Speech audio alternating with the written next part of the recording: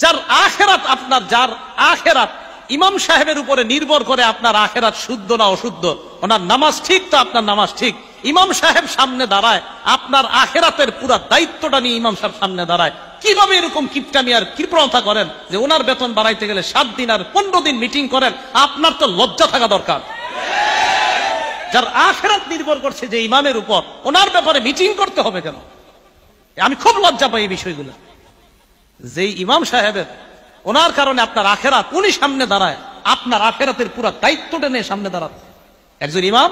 হ্যাঁ, আপনি জানেন আমি সামনে সাধারণত ভয়ে দাঁড়াইতে চাই না, সামনে যে দাঁড়াই না কেন, পিছনে হাজার হাজার মানুষের দায়িত্ব এটা। কিন্তু আমি মাঝে মাঝে ইমামদেরকে নিয়ে চিন্তা করি, একজন ইমাম কতগুলো মানুষের আখেরাতের দায়িত্ব নিয়ে সামনে দাঁড়ায়, ওনার ক্ষেত্রে মুসল্লিদের মধ্যে আমরা কি পরিমাণ চিন্তা চেতনা আর যে কত টেনশন ইমাম রে নিয়ে, নাউজুবিল্লাহি মিন যালিক। আল্লাহ নবী বলেন দুনিয়াতে মানুষ 4 প্রকার। জোরে বলেন দুনিয়াতে মানুষ কয় প্রকার? 1 নাম্বার আব্দিন রাযাকাহুল্লাহু ইলমান ওয়া মালা। 1 নাম্বার যাকে আল্লাহ সম্পদ দিয়েছেন, বিদ্যা দিয়েছেন। 1 নাম্বার যাকে আল্লাহ সম্পদ দিয়েছেন, বিদ্যা দিয়েছেন, ফাহুয়া ইয়াত্তাকি ফীহি রাব্বা। ওই ব্যক্তি আল্লাহকে ভয় করে, কারণ তার কোরআন হাদিসের বিদ্যা আছে। কোরআন হাদিসের বিদ্যা থাকার কারণে আল্লাহকে ভয় করে। ওয়া ইয়াসিলু ফীহি রাহিমা। আল্লাহর জন্য ওই ব্যক্তি আত্মীয়তার সম্পর্ক রক্ষা করে। ওয়া ইয়ালামু আন্না লিল্লাহি ফীহি হাক্কা। টাকা আছে আর কোরআন হাদিসের বিদ্যা থাকার কারণে ওই ব্যক্তি বুঝে আমার এই সম্পদের মাঝে আল্লাহর হক আছে। তাহলে 1 নাম্বার, যাকে আল্লাহ বিদ্যা দিয়েছেন, সম্পদ দিয়েছেন। কোন আলেমকে যদি আল্লাহ বিদ্যা দেয় এবং সম্পদ দেয়, ওই আলেম তার বিদ্যার মাধ্যমে তার সম্পদ কোথায় খরচ করতে হবে এটা তার জানা আছে। আল্লাহ নবী বলেন ফাহুয়া বিআফজালিল মানাজিল। এই ব্যক্তি সবচাইতে শ্রেষ্ঠ মর্যাদাবান ব্যক্তি হয়ে যায়। সম্পদ আছে, টাকা আছে, কিন্তু সঠিকভাবে খরচ করে, এই ব্যক্তি শ্রেষ্ঠ ব্যক্তি। 2 ওয়া আব্দিন রাযাকাহুল্লাহু ইলমান ওয়া লাম ইয়ারযুকহু মালা। 2 নাম্বার, যাকে আল্লাহ বিদ্যা দিয়েছে, সম্পদ দেয় নাই। এমন অনেক আলেম আছে, আলেমদের মধ্যে 90% মাশাআল্লাহ আলেম, খুব ভালো আলেম, এলেম আছে, কিন্তু টাকা নাই। আছে না? মসজিদের ইমাম সাহেবদের এইদিকে বেতন কেমন দেন তা তো জানি না আমি। চিন্তা করে এই জায়গায় বেতন যত কম দেওয়া যায়, হ্যাঁ, এই চিন্তা চেতনা। ওলামায়ে কেরামকে মর্যাদা দিছে আল্লাহ, আপনারা দেন না কেন? আমি মাঝে মাঝে চিন্তা করি, ওলামায়ে কেরামকে মর্যাদা দিছে কে? আরো জোরে কোন কিল্লা দিছে। এই জায়গায় আমরা যারা আছি ইনশাআল্লাহ আমরা ইমানদার না? আর ইমানদার কিনা? আল্লাহ সূরা মুজাদালায় বলে ওয়ারফাইল্লাহুল্লাযীনা আমানু মিনকুম। এই জায়গায় আপনারা যারা ইমানদার, আপনাদের মর্যাদা আল্লাহ বাড়ায়। ইমানদারদের মর্যাদা কে বাড়ায়? আবার ইমানদারদের মর্যাদা কে বাড়ায়? এটা কারণ আছে, একটু বলতেছি। বলেন, এই জায়গায় যারা আমরা ইমানদার, আমাদের মর্যাদা বাড়ায় কে? আবার এই জায়গায় যারা ইমানদার, আমাদের মর্যাদা বাড়ায় কে? আচ্ছা, এই ইমানদারদের মাঝে আলেম আসেনি? এবার আল্লাহ কয় ওয়াল্লাযীনা উতুল ইলমা দারাজাত। তোমাদের ইমানদারদের মধ্যে যারা আলেম, তাদের মর্যাদা আরো অনেক উঁচু স্তরে আল্লাহ বেড়ায় দেয়। তা আলেমদের মর্যাদা আল্লাহ দিছে, আপনারা দেন না কেন? ইমাম সাহেবের বেতন বাড়াইতে প্রত্যেক মাসে কি যে এক ঝামেলা। হ্যাঁ,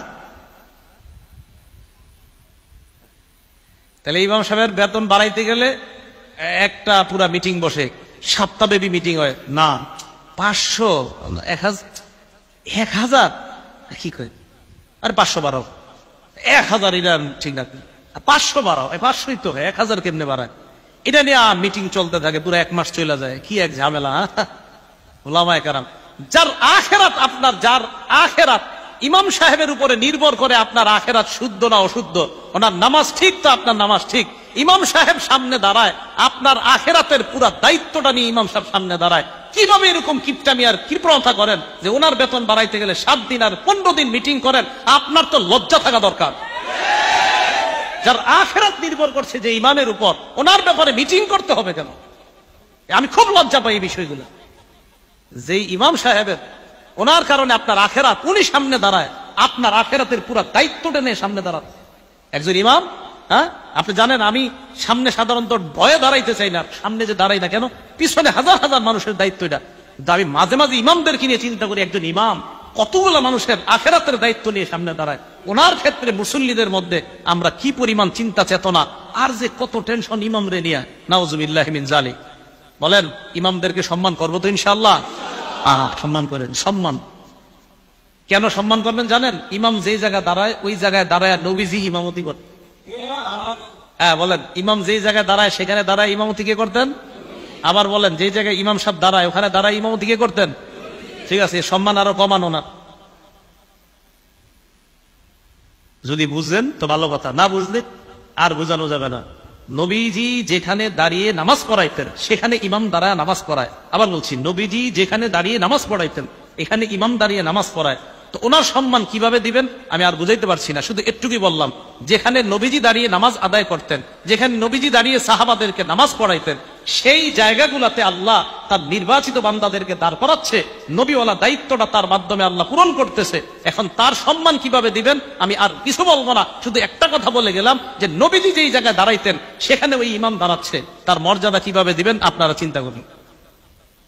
নবীজির মহব্বত করেন না সবাই? বুঝা যাবে করেন কিনা।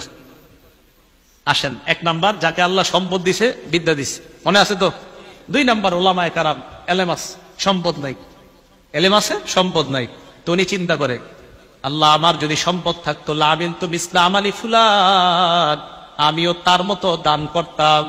আমার সম্পদ নাই তাই আমি দান করি না, যদি থাকতো আমি তার মতো দান করতাম। আল্লাহ নবী বলেন ফাজরুহুমা সাওয়া, প্রথম ব্যক্তি যেমন দুনিয়ার শ্রেষ্ঠ বান্দা, দ্বিতীয় ব্যক্তিও আল্লাহর কাছে ওই প্রথম ব্যক্তির মতো শ্রেষ্ঠ হয়ে যায়। দ্বিতীয় জনের টাকা পয়সা দান না করে প্রথম জনের মতোই নিয়ত। এবার 3 নাম্বার কে জানি? যাকে আল্লাহ সম্পদ দিছে, বিদ্যা দেয় নাই। যাকে আল্লাহ সম্পদ দিয়েছে, বিদ্যা দেয় নাই, এই ব্যক্তি এবার সম্পদ কি করে? তার সম্পদ যেমনি ইচ্ছে এমনি খরচ করে। ভারত পাকিস্তানের খেলার সময় 1 কোটি টাকা বাজি নেয়, জুয়া খেলে, টাস খেলে, ইত্যাদি খেলার মধ্যে তার টাকা নষ্ট করে। আলেমদের কাছে মাসালা জিজ্ঞাসা করে না, টাকা যেমনি মন চাই এইভাবে খরচ করে। আল্লাহ নবী বলেন এই লোকটা সবচেয়ে নিকৃষ্ট, বলেন নাউজুবিল্লাহ। 4 নাম্বার যাকে আল্লাহ সম্পদ দেয় নাই, বিদ্যা দেয় নাই, পুরা কপাল, সম্পদ নাই, বিদ্যাও নাই, এই ব্যক্তি নিয়োগ করে আমার যদি টাকা থাকতো লামিল তুমি ইস্তামালি ফুলান, ওই ব্যক্তির মতো আমিও 42 ইঞ্চি একটা টিভি কিনতাম। নিয়োগ করে, ওই টাকা নাই কিন্তু নিয়োগ করে, আরে আজকে আমার থাকলে বুঝাই দিতাম, আপনি এই শোরুম থেকে টিভিটা নিতেছেন, আমার থাকলে আমিও বুঝাইতাম। এর এইরকম নিয়োগ। নবীজি বলেন ফাবিজরুহুমা সাওয়া, শেষ 2 জনের মাকাম এক, শেষ 2 জনের মাকাম এক। শেষ 2 জন নিকৃষ্ট বান্দা, প্রথম 2 জন উৎকৃষ্ট বান্দা, শেষ 2 জন নিকৃষ্ট বান্দা। সবার মনে থাকবে তো এটা? তাহলে এটা নবী সব সাহাবাদেরকে মুখস্থ করাইছে হাদিসটা। 1 নাম্বার যাকে বিদ্যা, এলেম, বিদ্যা আর সম্পদ দিছে। 2 নাম্বার যাকে আল্লাহ এলেম দিছে, সম্পদ দেয় নাই। 3 নাম্বার যাকে আল্লাহ সম্পদ দিছে, এলেম দেয় নাই। 4 নাম্বার যাকে এলেমও দেয় নাই, সম্পদও দেয় নাই। প্রথম 2 জন শ্রেষ্ঠ, শেষের 2 জন নিকৃষ্ট। আল্লাহ শেষ 2 জন থেকে হেফাজত করেন, প্রথম 2 জনের অন্তর্ভুক্ত হওয়ার তৌফিক দান। মনে থাকবে তো ইনশাআল্লাহ?